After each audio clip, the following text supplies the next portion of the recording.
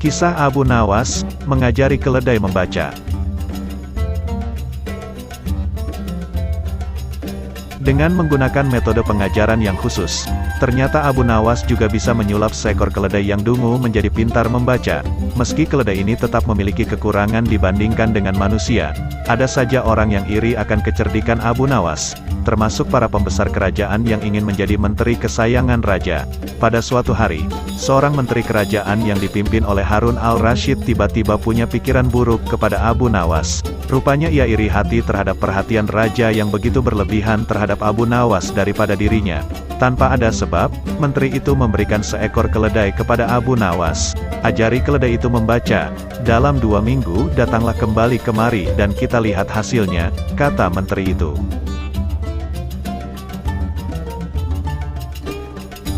Abu Nawas menerimanya dan kemudian pergi tanpa banyak kata.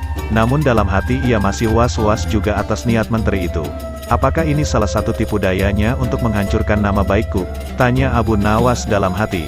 Abu Nawas berusaha tidak mempedulikannya, dan dalam 2 minggu kemudian ia kembali ke istana. Tanpa banyak bicara, menteri mengajaknya menghadap Baginda Raja Harun al-Rashid. Baginda, akan aku tunjukkan siapa sebenarnya diriku ini, kata menteri itu dengan lantang. Hai menteri, ada apa dengan dirimu? Bentak Raja Harun. Tenang Baginda. Hari ini Baginda akan tahu kecerdasan akal saya sebenarnya mengungguli kecerdasan Abu Nawas, ucap menteri. Apalagi yang akan dibuat oleh menteri ini, kata Abu Nawas dalam hati.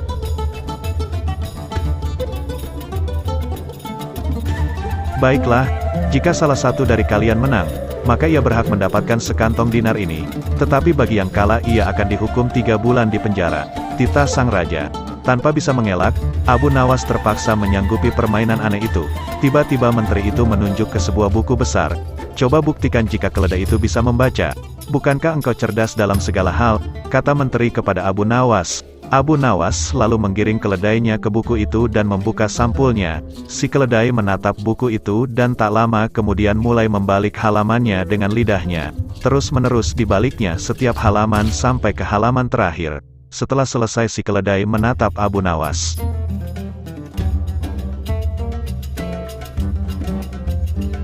Demikianlah, keledaiku bisa membaca, kata Abu Nawas. Kini giliran si menteri itu menginterogasi. Bagaimana caramu mengajari dia membaca? Tanyanya. Sesampainya di rumah, aku siapkan lembaran-lembaran besar mirip buku, dan aku sisipkan biji-biji gandum di dalamnya. Keledai itu harus belajar membalik-balikan halaman untuk bisa memakan biji-biji gandum itu, sampai ia terlatih betul untuk membalik-balik halaman buku dengan benar. Jelas Abu Nawas. Tapi bukankah ia tidak mengerti apa yang dibacanya? Tukas si menteri. Memang demikianlah cara keledai membaca, dia hanya membalik-balik halaman tanpa mengerti isinya. Kalau kita membuka-buka buku tanpa mengerti isinya, kita disebut setolol keledai bukan? Jawab Abu Nawas. Jawab Abu Nawas ini mendapatkan anggukan dari Baginda Raja. Baginda mengerti, sepintar-pintarnya hewan, tidak akan sanggup menjadi sesempurna manusia. Hanya manusia bodoh saja yang tidak mampu menggunakan akalnya untuk berpikir.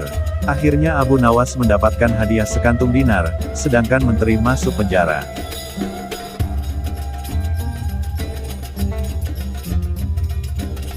Kisah Abu Nawas, menjadikan raja sebagai budak.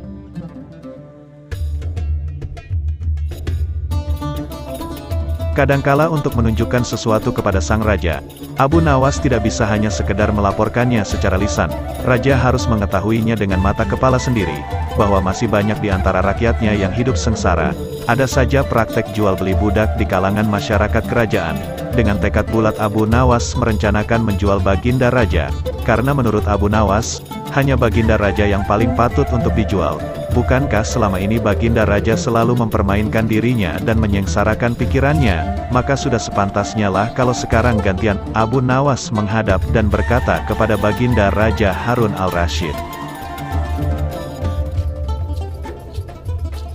Ada sesuatu yang amat menarik yang akan hamba sampaikan hanya kepada Paduka yang mulia, kata Abu Nawas. Apa itu wahai Abu Nawas? Tanya Baginda langsung tertarik.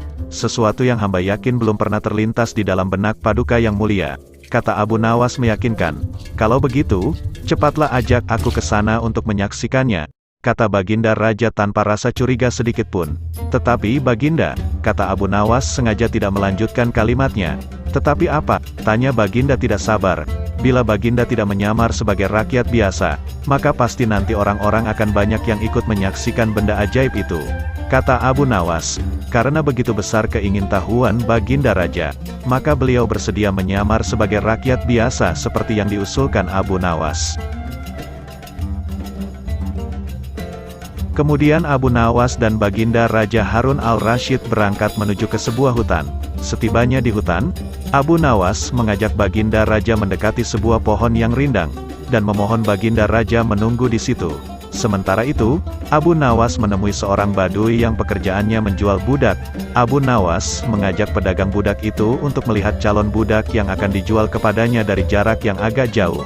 Abu Nawas beralasan bahwa sebenarnya calon budak itu adalah teman dekatnya, dan itu Abu Nawas tidak tega menjualnya di depan mata. Setelah pedagang budak itu memperhatikan dari kejauhan ia merasa cocok, Abu Nawas pun membuatkan surat kuasa yang menyatakan bahwa pedagang budak sekarang mempunyai hak penuh atas diri orang yang sedang duduk di bawah pohon rindang itu. Abu Nawas pergi begitu menerima beberapa keping uang emas dari pedagang budak itu. Baginda Raja masih menunggu Abu Nawas di situ. Ketika pedagang budak menghampirinya, ia belum tahu mengapa Abu Nawas belum juga menampakkan batang hidungnya. Baginda juga merasa heran mengapa ada orang lain di situ. "Siapa engkau?" tanya Baginda Raja kepada pedagang budak. "Aku adalah tuanmu sekarang," kata pedagang budak kasar. Tentu saja pedagang budak itu tidak mengenali Baginda Raja Harun al-Rasyid dalam pakaian yang amat sederhana. "Apa maksud perkataanmu tadi?" tanya Baginda Raja dengan wajah merah padam. "Abu Nawas telah menjual engkau kepadaku, dan inilah surat kuasa yang baru dibuatnya," kata pedagang budak dengan kasar. "Abu Nawas menjual diriku kepadamu?" kata Baginda makin murka. "Ya," bentak pedagang budak. "Tahukah engkau siapa aku ini sebenarnya?" tanya Baginda geram. "Tidak, dan itu tidak perlu," kata pedagang budak seenaknya. Lalu ia menyeret budak barunya ke belakang rumah. Sultan Harun al-Rasyid diberi parang dan diperintahkan untuk membelah kayu. Begitu banyak tumpukan kayu di belakang rumah Badu itu, sehingga memandangnya saja Sultan Harun al-Rasyid sudah merasa ngeri, apalagi harus mengerjakannya. "Ayo kerjakan," bentak Badu itu. Sultan Harun al-Rasyid mencoba memegang kayu dan mencoba membelahnya. Namun si Badui melihat cara Sultan Harun al-Rasyid memegang parang merasa aneh. "Kau ini bagaimana? Bagian parang yang tumpul kau arahkan ke kayu. Sungguh bodoh sekali," seru Badu itu marah. Sultan Harun al-Rasyid mencoba membalik parang, hingga bagian yang tajam terarah ke kayu. Ia mencoba membelah, namun tetap saja pekerjaannya terasa aneh dan kaku bagi si Badui. "Oh, beginikah derita orang-orang miskin mencari sesuap nasi? Harus bekerja keras lebih dahulu. Wah, lama-lama aku tak tahan juga," gumam Sultan Harun al-Rasyid. Si Badui menatap Sultan Harun al-Rasyid dengan pandangan heran dan lama-lama menjadi marah. Ia merasa rugi barusan membeli budak yang bodoh. "Hai Badui, cukup, semua ini aku tak tahan," berkata sang Sultan. "Kurang ajar kau budak, kau harus patuh kepadaku," kata Badui itu sembari memukul Baginda. Tentu saja raja yang tak pernah disentuh orang. Ia menjerit keras saat dipukul kayu. "Hai Badui, aku adalah rajamu, Sultan Harun al-Rasyid," kata Baginda sambil menunjukkan tanda kerajaannya. Pedagang budak itu kaget dan mulai mengenal Baginda Raja. Ia pun langsung menjatuhkan diri sembari menyembah Baginda Raja. Baginda Raja mengampuni pedagang budak itu karena ia memang tidak tahu. Tetapi kepada Abu Nawas, Baginda Raja amat murka dan gemas. Ingin rasanya beliau meremas-remas tubuh Abu Nawas seperti telur.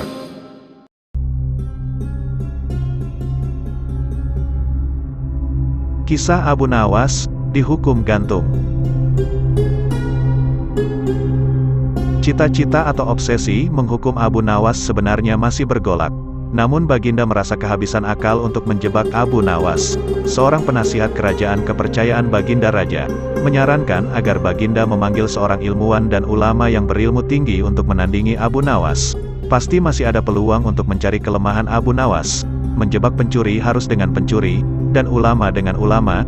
Baginda menerima usul yang cemerlang itu dengan hati bulat. Setelah ulama yang berilmu tinggi berhasil ditemukan, Baginda Raja menanyakan cara terbaik menjerat Abu Nawas.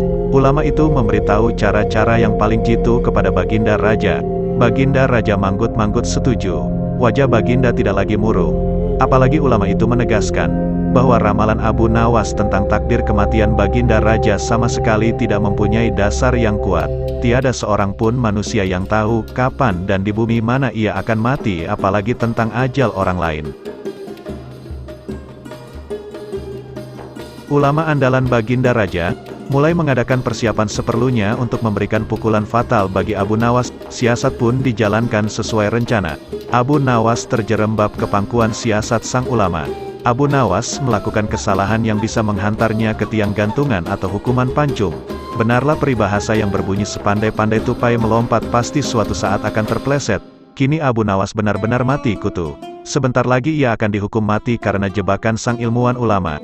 Banyak orang yang merasa simpati atas nasib Abu Nawas, terutama orang-orang miskin dan tertindas yang pernah ditolongnya. Namun derai air mata para pecinta dan pengagum Abu Nawas tak mampu menghentikan hukuman gantung yang akan dijatuhkan. Baginda Raja Harun al-Rasyid benar-benar menikmati kemenangannya. Belum pernah Baginda terlihat seriang sekarang. Keyakinan orang banyak bertambah mantap. Hanya satu orang yang tetap tidak yakin bahwa hidup Abu Nawas akan berakhir tragis, yaitu istri Abu Nawas.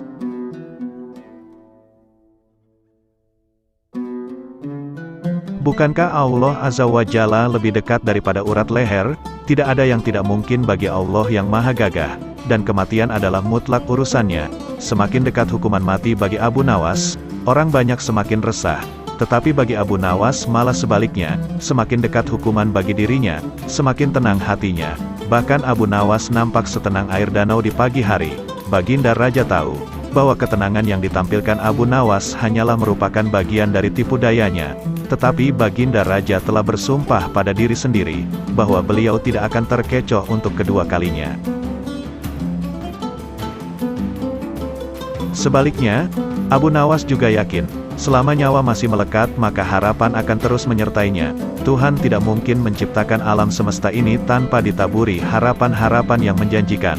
Bahkan dalam keadaan yang bagaimanapun gentingnya, keyakinan seperti inilah yang tidak dimiliki oleh Baginda Raja dan ulama itu. Seketika suasana menjadi hening, sewaktu Baginda Raja memberi sambutan singkat, tentang akan dilaksanakan hukuman mati atas terpidana mati Abu Nawas. Kemudian tanpa memperpanjang waktu lagi, Baginda Raja menanyakan permintaan terakhir Abu Nawas. Dan pertanyaan inilah yang paling dinanti-nantikan Abu Nawas. Adakah permintaan yang terakhir? Tanya sang Baginda. Ada paduka yang mulia.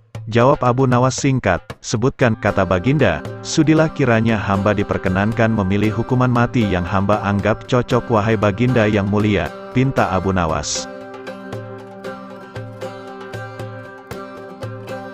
Baiklah, kata Baginda menyetujui permintaan Abu Nawas.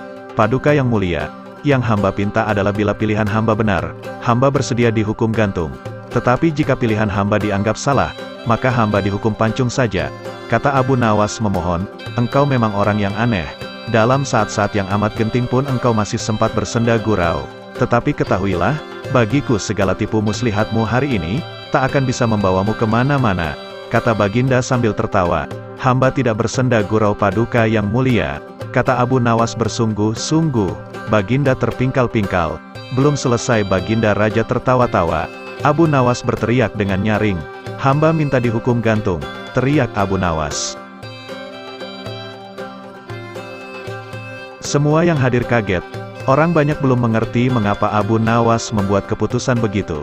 Tetapi kecerdasan otak Baginda Raja menangkap sesuatu yang lain, sehingga tawa Baginda yang semula berderai-derai mendadak terhenti.